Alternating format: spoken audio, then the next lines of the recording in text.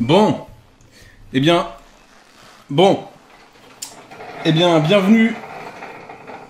bienvenue dans ce nouveau décor, à l'image de cette chaîne YouTube, bordélique. Mais qui êtes-vous? Et dis-moi, tu leur as dit que ton drapeau tenait avec un balai à chiottes ou pas? Disparaissez, grossier personnage. Possible, ça. Même à huis clos, on trouve le moyen de se faire emmerder par des mauvais scripts. Et des effets spéciaux mal faits. Alors, je disais donc, un décor à l'image de cette chaîne YouTube, en construction. D'ailleurs, pour finir sur le décor, vous m'excuserez hein, pour la piètre qualité de mon éclairage. Hein. J'ai littéralement accumulé tous les éclairages à disposition dans cette pièce, hein, pour essayer de faire remonter, pour essayer de faire baisser un peu ma valeur d'ISO, hein, pour essayer de dégager cette espèce de grain dégueulasse, absolument immonde. Hein. Enfin là c'était même plus du grain, hein. C'était du éblis carrément, j'avais du éblis dans mon image, je fais non. Enfin bref, tout ça pour dire, hein, je suis même allé jusqu'à récupérer un point de lampadaire que j'ai trouvé par terre dehors sur le trottoir, hein, pour me bricoler une lampe parapluie, qui est juste là.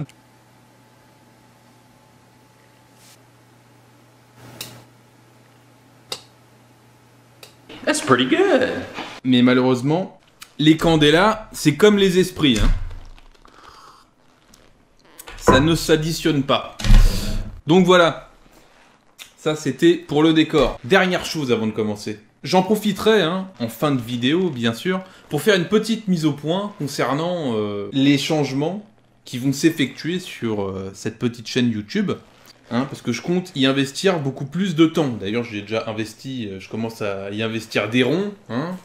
La tablette graphique, la caméra à 700 balles qui me fout du éblis dans mon image. Enfin bon, bref.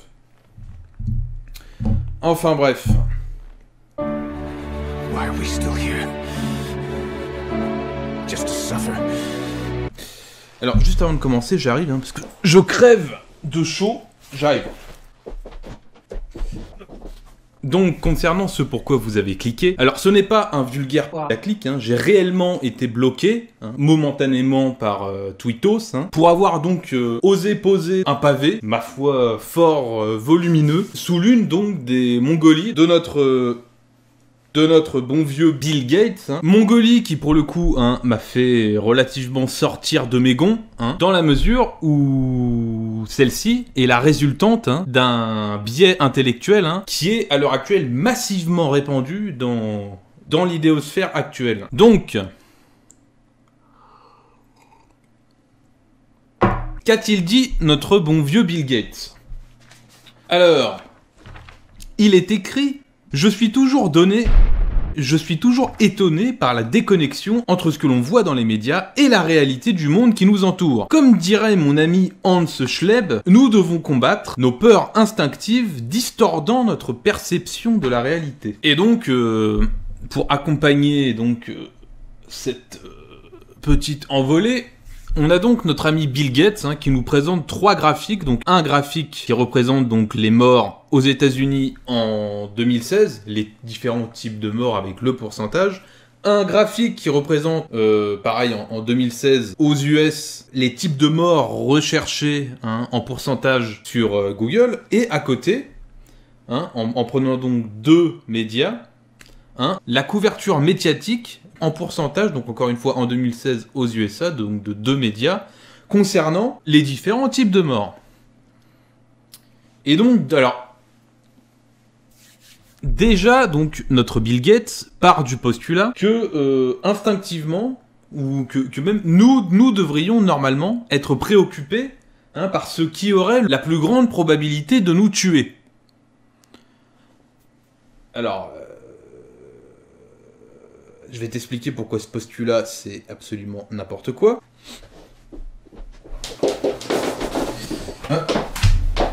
Excusez-moi, je suis allé chercher mon pseudo-script pour éviter que les vents de la digression ne me fassent perdre un peu trop de temps. Donc, je disais, celui-ci part donc du postulat que nous devrions avoir notre anxiété étalonnée sur ce qui aurait le plus de probabilité de nous emporter. Et donc, logiquement, les façons les plus probables de nous emporter devraient normalement être les plus anxiogènes.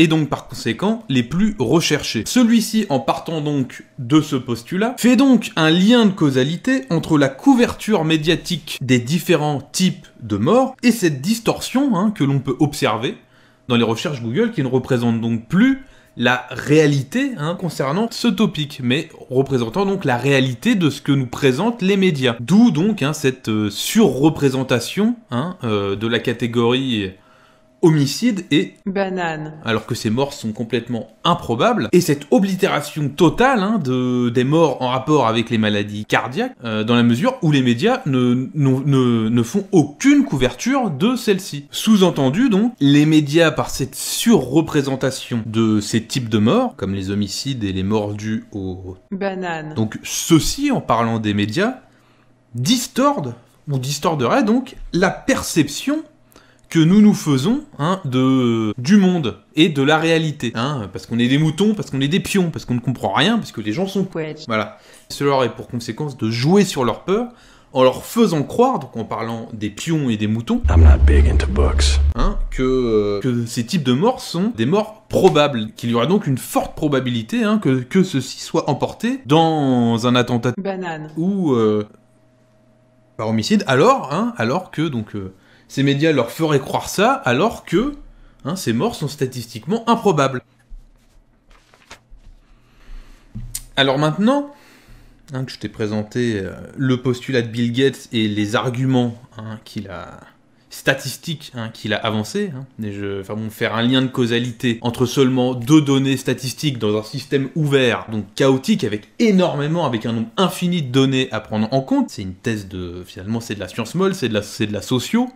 C'est en gros ce qu'il a fait, il a juste pris 2 données statistiques et il a fait un lien de causalité entre ces 2 données statistiques sans essayer de prendre d'autres données pour voir s'il y avait vraiment si cette distorsion était due donc à cette surreprésentation et cette sous-représentation médiatique, donc là en l'occurrence de ces types de morts, en contradiction avec les statistiques réelles.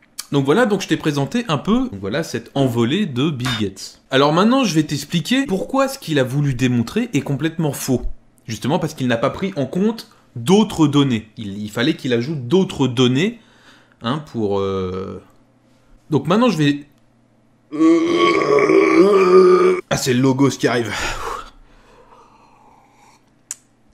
Alors maintenant, je vais t'expliquer donc pourquoi ce postulat n'a aucun sens et est complètement faux. Et pourquoi c'est nous qui influençons les médias et non l'inverse. Alors là, pour cette problématique précise, là on reste dans son exemple avec les types de morts. Alors pour commencer, on va prendre en compte une autre donnée, donnée complètement oblitérée par notre bon vieux Bill Gates, concernant les types de morts. Alors cette donnée, c'est l'âge moyen, pour chacune de ces façons de mourir. Très très important, ça normalement ça aurait dû être pris en compte. Je vais t'expliquer pourquoi c'est extrêmement important. Alors, pourquoi donc prendre en compte l'âge moyen donc pour chacune de ces morts? Eh bien, c'est très simple. Les humains ne sont pas immortels. Je le rappelle pour les ahuris, les humains ne sont pas immortels. Donc la question fondamentale n'est pas de savoir si oui ou non vous allez mourir, cette question est inutile. Inutile puisque la réponse est invariable. La question fondamentale est de savoir si nous allons bien vivre. Bien vivre et bien mourir. Car je le rappelle, la vie est quelque chose à perdre quand celle-ci est encore devant vous, pas quand elle est derrière vous. Va dire de façon paniquée et angoissée à un vieux qu'il va bientôt mourir d'une crise cardiaque, il va se marrer. Il va se marrer, il va te dire I'm having chest pain. Il va se marrer, il va te dire sans blague. La mort, une fois arrivé à un certain âge, est quelque chose de fondamentalement accepté, que ce soit par les proches de la personne âgée ou par la personne âgée lui-même. Parce qu'encore une fois, c'est pas un scoop. L'humain n'est pas immortel. Et là, effectivement, quand on prend en compte l'âge moyen pour chacune de ces façons de mourir, eh bien ça alors, cette distorsion commence à prendre un peu sens. Cette distorsion prend sens puisque fondamentalement,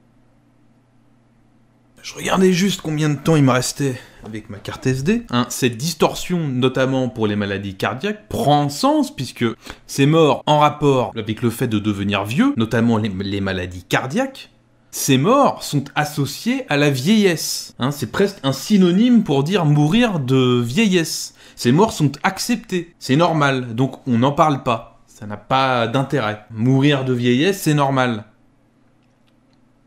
C'est pas un scoop. Quand t'as Monsieur Hubert, 85 ans, qui fait un arrêt cardiaque, c'est pas... C'est normal. C'est malheureux, mais c'est normal.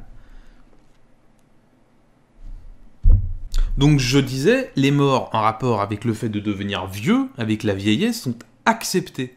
Et donc on n'en parle pas, parce que c'est normal. En revanche, les morts improbables pouvant vous prendre à n'importe quel âge, et donc vous prendre quand la vie est encore devant vous, ces morts ne seront jamais acceptés. Jamais. Plus une mort sera improbable, potentiellement évitable, ça c'est très important. Et les morts potentiellement évitables sont les morts qui sont en rapport avec le facteur humain. Toutes les morts causées, de façon volontaire ou non, par un autre être humain, ces morts sont les plus évitables et donc font partie des morts les moins acceptées. Je disais donc, plus la mort sera improbable, potentiellement évitable, après avoir défini ce que j'entendais par potentiellement évitable, parce qu'encore une fois, le facteur humain, on est humain, donc logiquement, on peut faire en sorte de créer des systèmes où ce facteur humain est contenu pour empêcher que celui-ci cause la mort d'autrui, plus ou moins ce qu'on essaie de faire depuis des millénaires, en essayant de construire des sociétés de plus en plus sophistiquées pour éviter, notamment ce facteur de la mort causée par l'humain directement. Par exemple, je fais une petite parenthèse.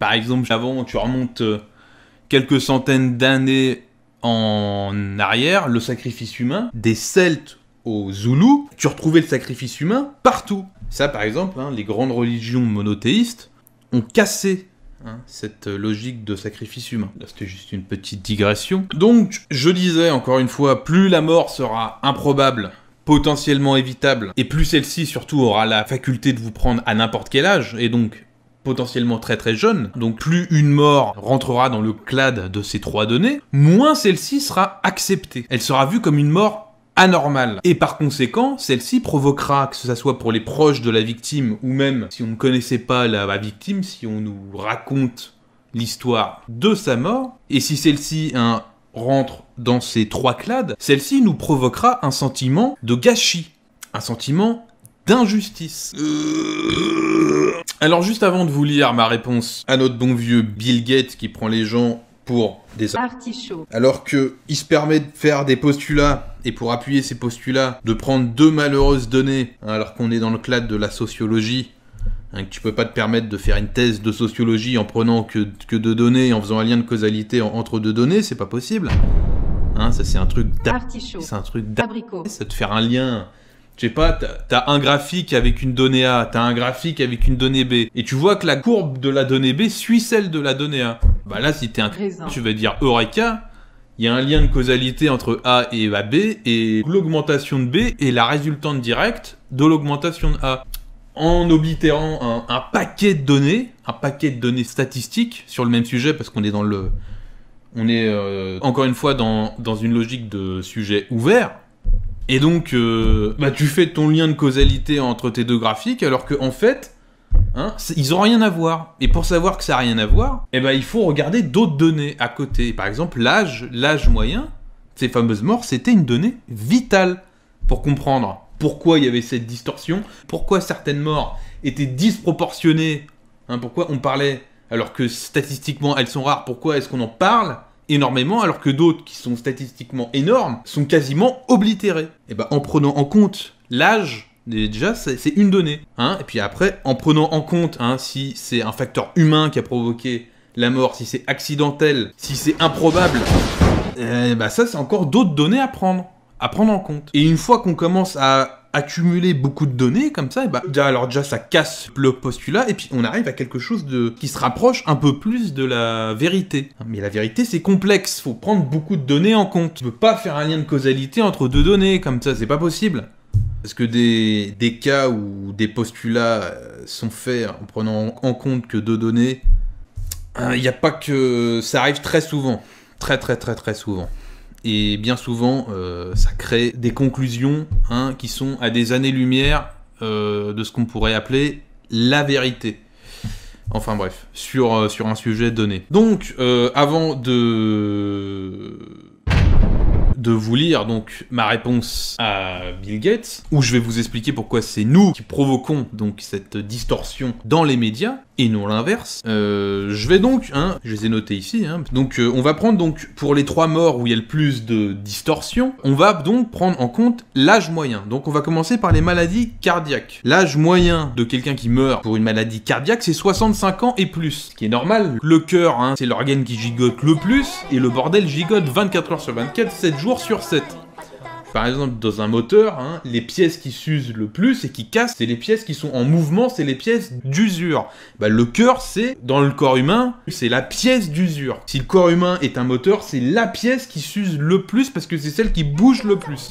C'est celle qui fait le plus de travail. Alors, en plus, pour les maladies cardiaques, pour rentrer un peu plus dans les détails, pour les maladies cardiaques, il y a 3 facteurs. Donc l'âge, la pièce d'usure est morte. Après, t'as beaucoup de gens qui meurent dans la cinquantaine de maladies cardiovasculaires. Mais ça, c'est parce que c'est des gens qui sont adeptes de la sainte trinité malbouffe, pas de sport, clope ou picole. Surtout que là, que c'est un graphique qui a été pris aux États-Unis. Aux États-Unis, il y a énormément d'obèses. Ce qu'il faut savoir, c'est que quand t'as énormément de tissu adipeux, ce tissu adipeux, il doit être irrigué en sang. Donc, quand tu regardes, par exemple, quelqu'un qui est énorme, tout ce tissu supplémentaire, même si les tissus adipeux sont pas hyper irrigués, mais quand même il faut qu'ils le soient un peu, ça fait du volume veineux, du volume artériel en plus.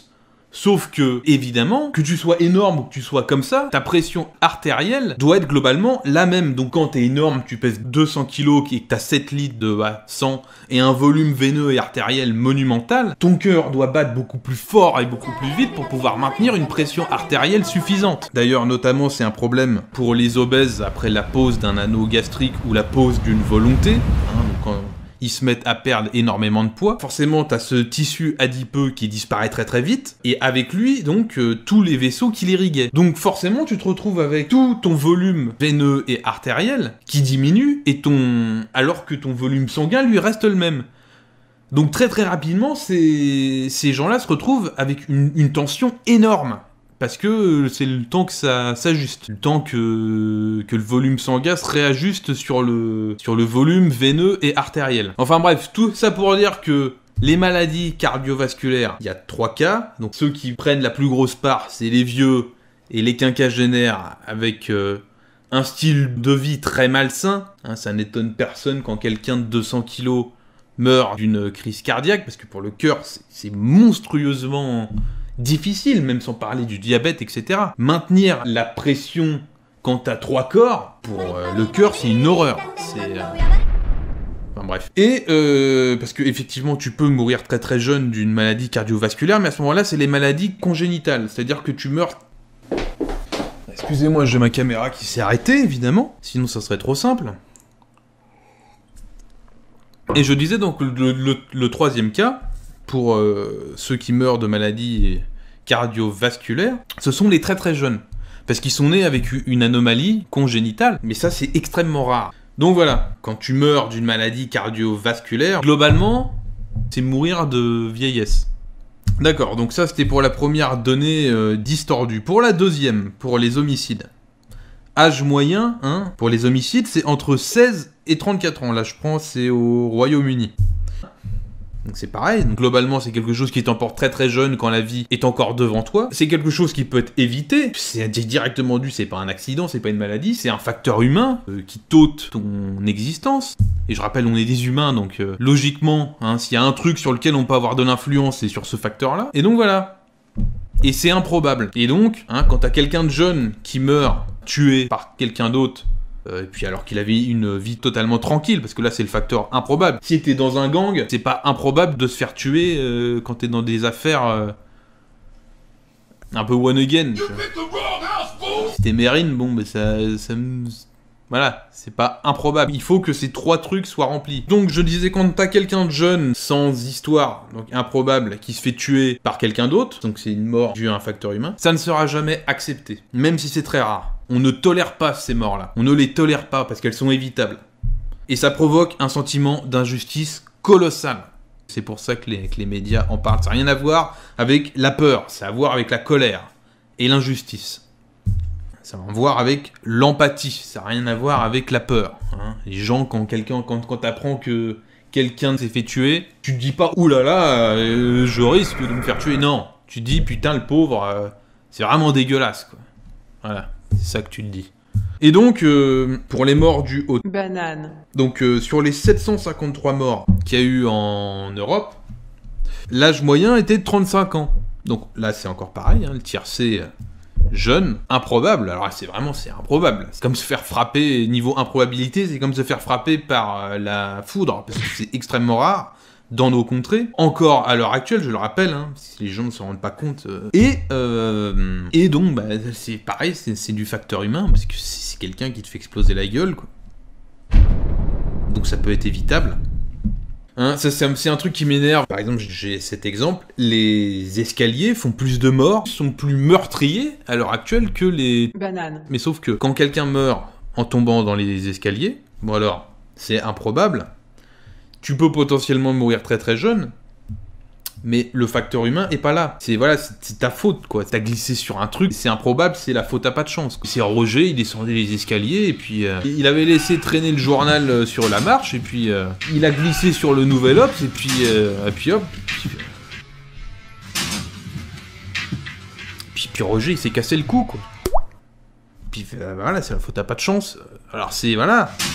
Ça fera beaucoup plus de bruit que le vieux Hubert qui est mort d'une crise cardiaque, parce que c'est improbable et que le mec il est mort jeune. Mais comme c'est pas dû à un facteur humain, comme c'est pas un autre être humain qui est responsable de sa mort, bah ça fait beaucoup moins de bruit. Voilà.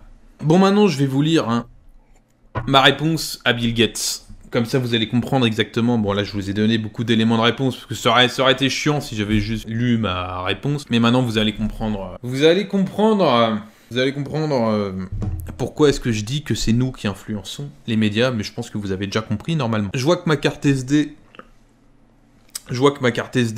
est bientôt pleine. J'arrive. Je vais la changer.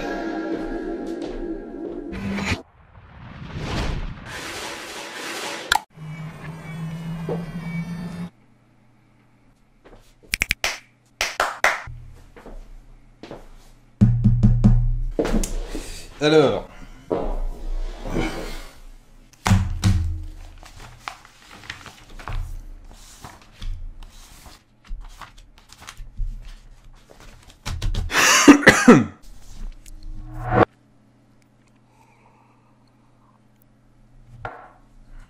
Donc maintenant, je vais vous lire donc ma réponse à Bill Gates, après vous avoir défini la problématique. Et donc, comme je le disais, vous allez comprendre pourquoi c'est nous qui provoquons cette distorsion pour ce sujet précis chez les médias. Alors...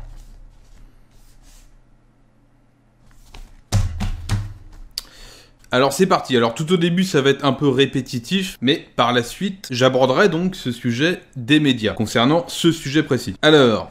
J'ai répondu, oui bien sûr, ce n'est pas comme si mourir d'une crise cardiaque était la façon la plus courante de mourir une fois vieux. Oui alors forcément je traduis de l'anglais au français, donc quand tu traduis littéralement c'est jamais très très beau, enfin bref.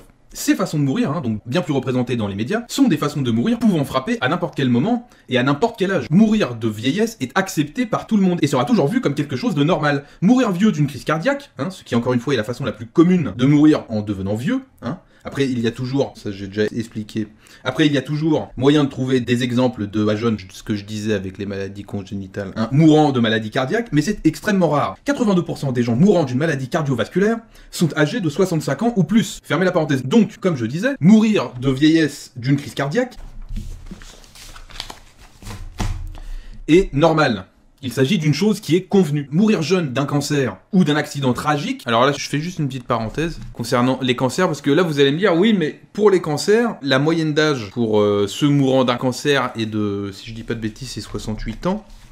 Donc pourquoi est-ce qu'on a toujours une représentation dans les recherches qui est énorme, puisque c'est aussi une maladie qui est associée à la vieillesse. Alors attention, même si la moyenne d'âge pour les cancers, la moyenne d'âge pour ceux mourant d'un cancer est de 68 ans, si je me souviens bien, la répartition n'a rien à voir. L'écart type est beaucoup plus grand, hein, surtout que ceux mourant âgés d'un cancer, c'est généralement, hein, on parle des cancers du sein, des cancers de la prostate et des mélanomes, des cancers de la peau, parce qu'on a ce qu'on appelle un capital soleil. Quand tu te balades au soleil, t'as les UV qui vont te casser, hein, ton ADN. Alors, les cassures vont être réparées, mais ces réparations sont imparfaites et donc tu vas accumuler.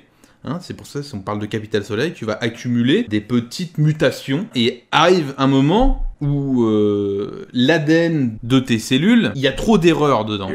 Et à partir de ce moment-là, il en faut extrêmement peu pour qu'une cellule comme ça devienne cancéreuse. Le mélanome est vraiment un cancer associé à la vieillesse. Parce que en gros, c'est des personnes qui ont usé complètement leur capital soleil, qui ont leur mélanocytes, c'est elles qui ne dégénèrent, c'est les cellules responsables de créer la mélanine. C'est pour ça qu'on n'est pas blanc comme des méduses. Bah donc, une fois que ces cellules ont accumulé trop d'erreurs dues à des réparations imparfaites de son ADN, eh ben, il faudrait encore une seule cassure à cette cellule pour qu'elle devienne cancéreuse. Enfin bref, donc ça c'est pour les cancers associés à la vieillesse qui ont une part énorme, c'est la majorité des cancers, mais après il y a d'autres cancers qui restent relativement assez courants, comme le cancer de la moelle osseuse, ou les lymphomes, ou ce genre de conneries, qui sont des cancers qui, eux, peuvent toucher à n'importe quel âge. Surtout pour les cancers, il y a un facteur génétique qui est extrêmement important, hein, parce que normalement, je rappelle, ton système immunitaire doit dégager les cellules cancéreuses, hein, c'est les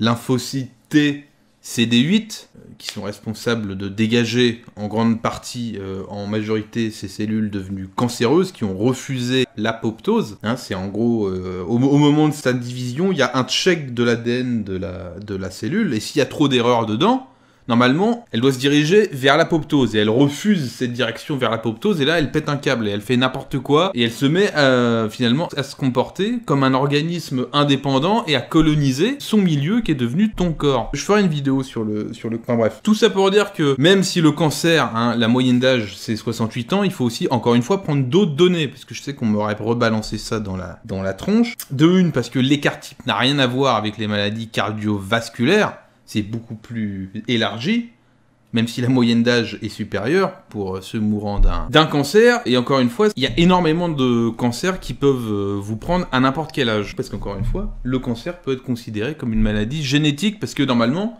ton système immunitaire est fait pour les dégager, ces cellules cancéreuses. Et quelque part, si tu chopes un cancer sans avoir été exposé à un agent mutagène très puissant, bah c'est quelque part, t'as le système immunitaire qui est un peu en coin, quoi, non, hein. Enfin bref, ça c'est un autre... Je ferai une vidéo, parce que ça c'est un sujet qui m'intéresse énormément. Et il y a aussi le facteur des hypochondriaques. Un hypochondriaque, quand ça chope une brocoli, ça va tout de suite s'imaginer que c'est un cancer, donc forcément il va regarder sur internet, hein, en tapant ses symptômes, hein. J'ai des frissons, j'ai la brocoli. Est-ce un cancer, voilà, enfin voilà. Donc ça c'est pour ça... Voilà, il fallait que j'en parle parce que sinon on m'aurait rebalancé ce truc dans la tronche. Enfin bref, je reprends ma réponse. Donc il s'agit d'une chose convenue. Mourir jeune d'un cancer ou d'un accident tragique n'est pas considéré comme normal. Cela sera toujours vu comme quelque chose d'injuste. Et ce qui est vu comme injuste provoque l'émotion. Et ce qui provoque l'émotion amène l'attention. Et ce qui amène l'attention provoque la parole. Oui, bon là c'est pareil, je fais une traduction littérale de ce que j'ai écrit, mais vous avez compris ce que je veux dire. Je disais, ce qui amène l'attention provoque la parole, et donc la couverture de cet événement ayant suscité ce sentiment d'injustice. Ces deux morts donc qui provoquent tant de couverture médiatique sont les types de morts les plus improbables et injustes pouvant vous emporter à n'importe quel âge. Les médias amplifient quelque chose qui existe déjà, car cela génère des clics. Les médias n'ont pas créé cette distorsion, comme notre ami Bill Gates l'appelle. Ils surfent dessus. Donc là, je fais une petite parenthèse, encore une fois. Les médias, hein, ça se doit d'avoir un odorat extrêmement développé. C'est des pifs. Ils doivent sentir, ils doivent sentir et traquer les histoires qui leur donneront de l'audience. C'est une question de survie. Parce que qui dit audience dit pub, et qui dit pub dit rentrée d'argent. Mais oui, c'est clair. Donc forcément, les trucs qui émotionnalisent, bah ça sera forcément ce sur quoi les médias vont se concentrer. Parce que, encore une fois, si tu couvres la mort de Hubert, 85 ans, qui est mort d'une crise cardiaque, tout le monde en aura rien à faire, parce que tout le monde va considérer ça comme normal. Couvre la mort de Jackson, l'obèse diabétique, qui est mort à 45 ans d'un infarctus du myocarde, bah, encore une fois, c'est pareil, ça va provoquer aucun émoi. Ça va dire, bah oui, bah... C'est un peu ces action-réaction, quoi. Tu t'occupes pas de préserver un minimum ta santé, tu vas mourir jeune. Et tu vas mourir jeune, certainement d'une maladie cardiovasculaire. Enfin bref. Je reprends. Les médias n'ont pas créé cette distorsion, comme tu l'appelles, ils surfent dessus. Pour résumer quelque chose que tu ne comprends visiblement pas, la vie est quelque chose à perdre quand celle-ci est encore devant nous. Les seuls types de morts qui généreront l'attention sont celles pouvant nous prendre n'importe quand, à n'importe quel âge. Et encore là, oui, forcément on est sur Twitter, donc j'avais pas développé ce que j'ai dit avec le facteur humain et les... Enfin bref. C'est aussi pour ça que je vous ai pas juste lu directement ma réponse, parce qu'il y a d'autres éléments à prendre en compte. Enfin bref, je reprends. À n'importe quel âge, celles pouvant nous prendre quand la vie est encore devant nous. Bon alors là, visiblement, j'étais un peu éméché, j'étais un peu énervé, puisque j'ai répété 2 fois la même chose. Donc je vais zapper.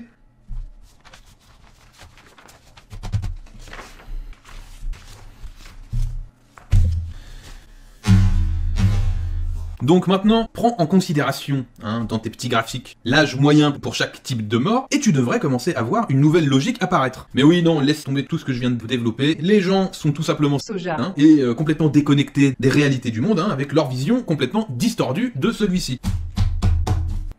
Honnêtement, je fais encore une petite digression pour pas comprendre que certaines morts sont non acceptées, pour ne pas comprendre ce facteur humain qui fait que certaines morts ne sont pas acceptées, qui est dû à l'empathie, sans faire de psychologisme, mais il y a quand même... pour pas comprendre ça, il faut être un peu psychopathe, quoi. Un peu psychopathe sur les bords. Parce que pour comprendre, il faut être capable d'éprouver de l'empathie. Pour comprendre pourquoi ces morts-là, même extrêmement rares, provoquent un émoi aussi énorme. Et pourquoi elles sont pas acceptées, et pourquoi les projecteurs sont braqués dessus. Parce qu'effectivement, si t'as pas d'empathie...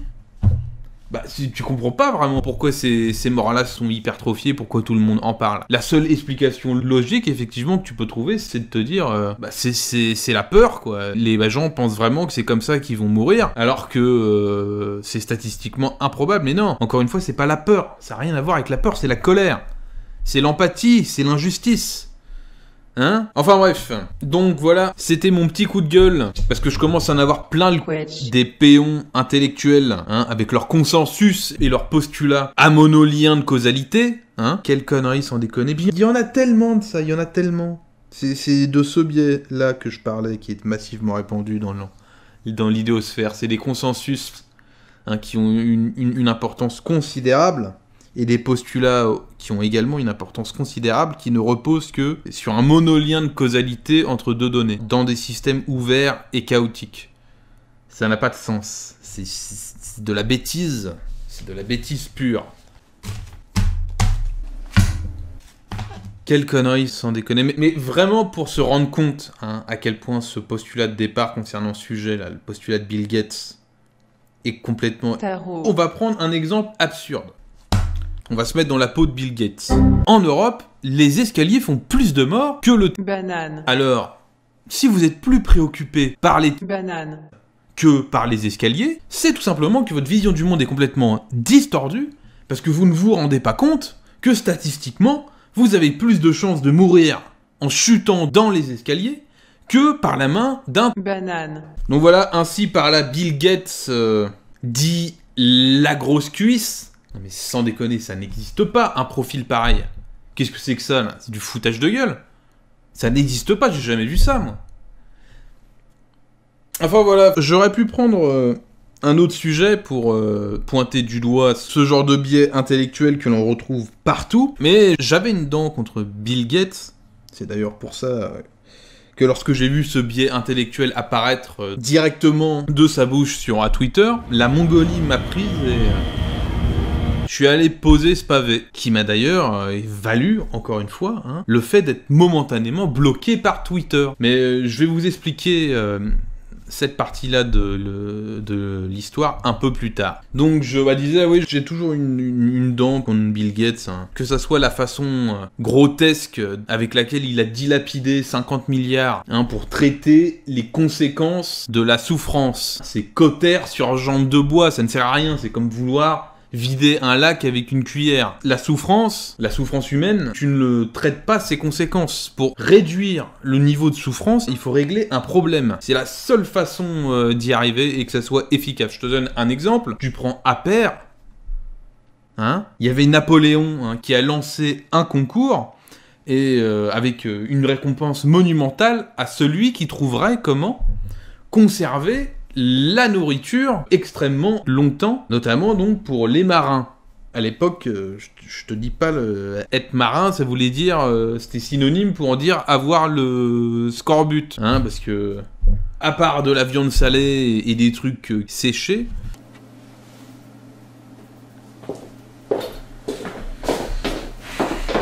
Ah putain, encore caméra. Enfin bref, à cette époque, il y avait énormément d'intoxication alimentaire, c'était monstrueux. Il y avait énormément de carences parce que ce qu'on pouvait conserver, c'était, à part le salage et le séchage, il n'y avait rien d'autre. Et il n'y a pas beaucoup de denrées alimentaires qui peuvent passer avec ce process. Donc on avait un double problème. Problème de malnutrition, problème de carence, problème de famine, parce qu'on ne savait pas comment conserver extrêmement longtemps une grande variété de denrées alimentaires. Et donc, les plus touchés par ce problème, c'était les marins. Parce que t'es en mer pour plusieurs mois, hein, sans toucher pied à terre, donc il faut de la bouffe qui se conserve pendant plusieurs mois. Et cette bouffe qui à l'époque pouvait se conserver, bah c'était la même chose. Et donc forcément, les mecs inlassablement chopaient le scorbut, hein, par carence de vitamine C. Mais pas seulement que le scorbut, hein, il y avait aussi des carences très sévères de vitamine A qui rendaient les mecs aveugles. Enfin bref. Et donc, Appert est arrivé avec sa découverte, avec son invention qui est l'apertisation. Et de cette et en plus c'était hyper balèze parce que à cette époque il y avait un consensus dans la communauté scientifique, c'était celui de la génération spontanée. Ce qui fait que 99% de la communauté scientifique de l'époque considérait ce consensus comme vrai. Hein, toutes les thèses qui étaient sur le vivant prenaient en compte ce consensus de la génération spontanée. Donc logiquement, le concept d'apertisation, en prenant en compte ce consensus de la génération spontanée, normalement ne pouvait pas marcher. C'était un non-sens. Et d'ailleurs, les scientifiques, les grands pontes de l'époque se foutaient de la gueule de Appert. Parce que, en disant, mais non, mais c'est n'importe quoi ton machin, parce qu'avec la génération spontanée, t'as beau tuer toutes les saloperies dans ton bocal, là, et après le fermer hermétiquement, mais t'as les saloperies qui vont revenir d'elles-mêmes. Mais Appert leur a dit non, vous êtes des artichauts. Vous ne comprenez rien. Hein, vous avez tous tort et moi seul j'ai raison. Enfin bref, donc il est arrivé avec son concept d'apertisation qui a permis donc de conserver n'importe quel type d'aliment quasiment ad vitam aeternam. Enfin presque. Et donc ça n'avait rien à voir avec le fait de diminuer le niveau de souffrance. Hein, c'était pour la récompense. C'était aussi pour la postérité, pour laisser son empreinte, hein, pour se faire un nom. Hein, dans la communauté scientifique, ça n'avait rien à voir avec le fait de vouloir améliorer le monde. Et donc, Appert, avec son apertisation, a sauvé des centaines de millions. C'est encore plus important que Pasteur. Appert a sauvé encore plus de vies que Pasteur, sans compter la souffrance qui a diminué, mais tout ce qui est en rapport avec les carences, la malnutrition et les famines, parce qu'à partir du moment où tu peux conserver un éventail beaucoup plus large de denrées alimentaires, bah forcément, quand tu produis beaucoup d'une chose à un moment T, bah tu peux le conserver. Donc ça te fait des stocks de nourriture beaucoup plus importants pour les périodes un peu plus difficiles. Donc voilà, donc Appert avec son apertisation, en réglant ce problème de la conservation des aliments, permettant donc de conserver un éventail beaucoup plus large de denrées alimentaires, en réglant ce problème, il a fait chuter le niveau de le niveau de souffrance d'une façon monumentale. Appert, vous ne le savez peut-être pas, mais c'est certainement le mec qui a sauvé le plus de vies au monde. Encore plus que Pasteur. Et pourtant, Pasteur, il en a sauvé un paquet aussi. D'ailleurs, Pasteur, c'est drôle, c'est un peu la même histoire. Parce qu'il était pas médecin, tous les médecins de l'époque se foutaient de sa gueule. Enfin, de toute façon, c'est l'histoire des sciences quand on met son nez dans l'épistémo. T'as des consensus, comme ça, partagés par l'ensemble de la communauté scientifique. Puis il y a un mec qui arrive, qui dit vous avez tous tort, vous êtes tous des et qui pose et qui démontre par A plus B que ce qu'il a découvert marche. Et un mec fait péter tout un consensus. Comme ça, c'est toujours comme ça. Et la communauté scientifique, pour ça, tout le monde s'imagine que finalement tout le monde travaille ensemble. Non, non. Généralement, ces mecs-là qui ont découvert quelque chose d'extraordinaire, bah, il y a tout ce mur de concombre fait de consensus leur tombe sur le nez parce que quelque part, si ce mec-là qui a découvert quelque chose d'extraordinaire a raison, ça veut dire que moi, comme un j'ai gobé le consensus sans me poser de questions. Comme un je fais partie de ces gens qui ont dit que le roi n'était pas nu, qu'il avait une tenue magnifique alors qu'il était nu. Hein. Donc c'est une question d'orgueil mal placé. Mais je ferai une vidéo sur ça parce que c'est quelque chose que les gens ne réalisent pas parce que très peu de gens s'intéressent à l'épistémologie alors que c'est certainement une des sphères du savoir les plus intéressantes. Enfin bref, t'as encore la digression. C'est incroyable. C'est casse-citrouille. Donc pour revenir sur notre Appert, donc voilà. Appert, avec l'apertisation, a fait chuter d'un coup le niveau de souffrance de toute l'humanité en réglant un problème. Alors je te laisse maintenant faire le calcul. Hein. Imagine les sommes d'argent que tu auras dû dépenser et l'énergie que tu auras dû dépenser si, au lieu de trouver quelqu'un capable de résoudre ce genre de problème, tu aurais traité donc les conséquences de ce problème, c'est-à-dire la malnutrition, la famine, etc. Même avec tout l'argent du monde, bah, ça aurait été encore une fois cautère sur jambe de bois, parce que le problème à la source de cette souffrance n'était pas réglé. Et donc encore une fois, donc par exemple, Bill Gates qui a décidé de donner 50 milliards pour diminuer la souffrance dans le bas monde. Ouais. Ça c'est encore une fois, ça c'est du narcissisme. Les bienfaiteurs obsédés par le fait d'améliorer les conditions humaines, qui ne te parlent que de... Enfin voilà, ils te disent, ouais, je veux faire diminuer la souffrance dans le monde, je veux aider. Ils se rendent même pas compte, mais c'est... Ça n'a rien à voir avec l'empathie, c'est du narcissisme, c'est juste des gens obsédés par le fait de renvoyer une image vertueuse d'eux-mêmes. Donc notre Bill Gates a décidé de donner plus de 50 milliards pour diminuer la souffrance dans le monde. Donc qu'est-ce qu'il a fait avec ces 50 milliards ? Eh ben il n'est pas allé chercher quelqu'un capable de trouver un scientifique ou je sais pas quoi. Par exemple, s'il avait trouvé un scientifique en pointe, par exemple, sur la recherche contre l'ascaridiose. Vous ne savez pas ce que c'est. Il y a plus de 1,5 milliard de personnes touchées par ce parapluie, qui transforme vos alvéoles pulmonaires en gruyère. Enfin bref, c'est immonde. Si Bill Gates avait trouvé une équipe de scientifiques ou un scientifique en pointe sur ce sujet, et qu'il avait mis les 50 milliards pour aider ce mec à trouver une solution finale contre l'ascaridiose. Si un problème de ce genre-là avait, ou pareil pour le sida ou tout ce que tu veux, si il avait fait cet effort de trouver, mais à ce moment-là on était dans un esprit de logique, t'es pas dans le narcissisme. S'il avait fait ça, ces 50 milliards auraient pu avoir un impact énorme, monstrueux. Mais au lieu de ça, les 50 milliards ont été dilapidés à travers des différentes ONG qui ont traité les conséquences, et des ONG qui traitent les conséquences de la souffrance. Voilà. Donc ça aussi, ça m'a profondément énervé. Le potentiel avec 50 milliards disparu en fumée pour rien. Voilà. Et ça parce que c'est pareil, c'est illogique. Et l'illogisme me donne des migraines. Donc voilà, c'est cette accumulation. Ça c'était la goutte d'eau qui a fait déborder le vase. Et donc j'ai décidé de répondre et de taper sur Bill Gates dit la grosse cuisse. Damn. Parce qu'encore une fois, ça n'existe pas un profil pareil. Damn, boy! Ça n'existe pas. Damn, boy! J'ai jamais vu ça. Non. Non. Boy! C'est pas possible.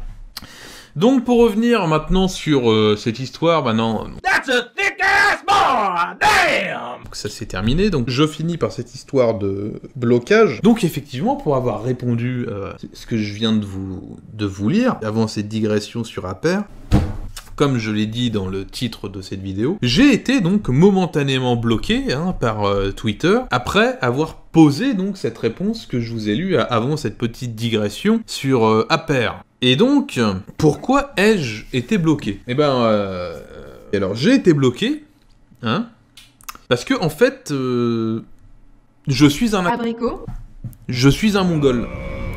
Je n'avais pas compris en fait que quand tu fais un thread, je me suis dit, bah c'est en gros, tu poses ton premier message, ensuite tu réponds, tous tes autres messages qui viennent derrière, tu les mets en réponse à ton premier message. Mais en fait non. Non, c'est tu mets ton message, après tu réponds à ton message, tu réponds à l'autre message, etc. C'est en fait quand tu... Quand tu poses 40 000 messages sous un seul message en répondant au même message, c'est considéré comme du spam. Donc, j'ai été bloqué par Twitter parce que je ne sais pas utiliser Twitter. Voilà. Alors, non, c'est absolument pas du putaclic. Non, regarde mon titre, c'est factuellement ce qui m'est arrivé. J'ai répondu à Bill Gates. Et en répondant à Bill Gates, je me suis fait bloquer par Twitter. Mais après, ces deux éléments, après c'est pas de ma faute si vous faites des liens de causalité, entre ces deux éléments, parce qu'il n'y en a pas. Donc non, excuse-moi, c'est pas du putaclic, c'est factuel. C'est encore une fois, si vous faites des liens de causalité là où il n'y en a pas, c'est pas de ma faute. Donc officiellement, c'est pas du putaclic. C'est juste que voilà, je ne sais pas utiliser Twitter. Voilà, de toute façon, je hais cette plateforme, je la hais. Je ne m'en sers d'ailleurs que pour... ça va me servir de charnière pour enclencher maintenant que la vidéo est terminée sur le sujet, sur cette fameuse petite mise au point concernant les nouveautés qui vont arriver dans cette petite chaîne YouTube fort sympathique. Donc, en parlant de Twitter, justement... Alors, chose très importante, je me sers principalement de Twitter comme de notification, pour vous dire quand une vidéo va sortir et quand elle est sortie. Parce que YouTube, apparemment, je ne sais pas pourquoi, mais YouTube ne notifie plus, ou alors de façon sporadique, YouTube, j'ai beaucoup de messages comme ça, visiblement, ne notifie pas, donc, même mes très vieux abonnés, quand une vidéo sort. Alors, abonnez-vous si vous voulez, mais... de temps en temps, jetez un coup d'œil à mon Twitter, ou même directement sur ma chaîne YouTube, manuellement, parce que YouTube traite ses créateurs, traite surtout les petits créateurs, comme des gueux. Il est déjà heureux de boulotter le reste. Tiens, mon fidèle. Ah, merci, Seigneur. Donc suivez-moi sur Twitter, et n'oubliez pas de regarder manuellement sur ma chaîne, ne comptez pas sur les notifications. Ne comptez pas sur les notifications, parce que... encore une fois, je ne sais pas pourquoi, mais visiblement, YouTube ne fait pas son taf pour envoyer même à mes abonnés qui ont activé la cloche, certains me disent qu'ils ne sont pas notifiés quand je sors une nouvelle vidéo. Donc voilà. Deuxième chose, encore une fois, si vous êtes enthousiasmé par cette petite chaîne YouTube et ce que je vous propose, donc j'ai ouvert un Tipeee.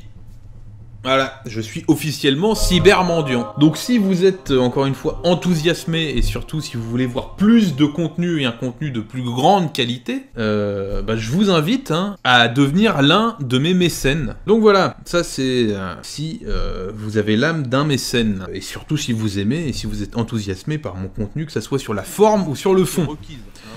Donc ça c'est pour Tipeee, le lien est dans la description. Donc comme vous l'avez remarqué, je suis désormais passé, j'ai renoncé à mon anonymat, l'anonymat qui est un grand luxe, je le rappelle, mais malheureusement, les vidéos 100% montage sont trop chronophages. Et ça aussi, ça a certainement participé à me faire flinguer par cet algorithme fabuleux. Et donc, c'est donc pour cette raison que j'ai décidé de renoncer à mon anonymat pour pouvoir accélérer le rythme de sortie de mes vidéos. Donc voilà. Ça revient avec ce que je disais au début, je compte investir beaucoup plus de temps et d'énergie dans cette chaîne YouTube. Pour preuve, je fais don de mon anonymat. Donc voilà. Brocoli. J'ai presque plus de batterie. Donc, raison de plus hein, pour me suivre sur Twitter. Surtout si YouTube s'entête à ne pas faire son taf qui est pourtant le minimum, c'est-à-dire notifier ceux qui ont pris la peine de s'abonner. Enfin bref. Donc voilà. J'espère que cette vidéo vous aura plu. J'espère que YouTube ne me démonétisera pas. Et j'espère surtout que vous allez être notifié pour une fois. Je ne sais pas. Je touche du bois.